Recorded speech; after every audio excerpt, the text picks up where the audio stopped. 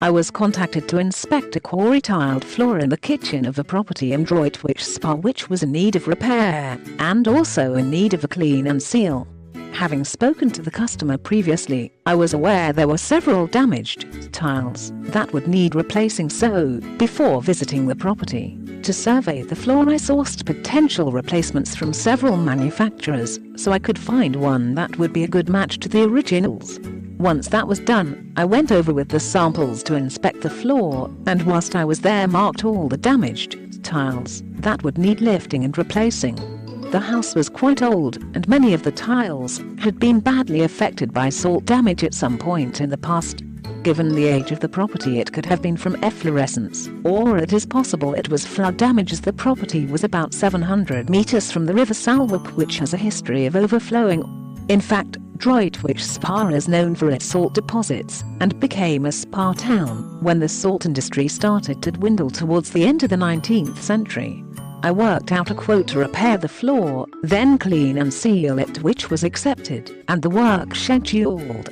The first job was to remove the damaged tiles from their floor using various tools to prise the tiles away from the substrate. I then used a self-leveler to level the screed. All the new tiles would need cutting, so I used a bridge saw with a diamond blade and proceeded to cut all the tiles to shape. The replacement tiles were then fixed in place using flexible adhesive and left to dry and then grouted. The following day I moved on to cleaning the tiles. Tile Doctor Remove and Go was used to tackle any previous sealers, leaving the product to dwell for the required time and then working it into the floor with a rotary scrubbing machine.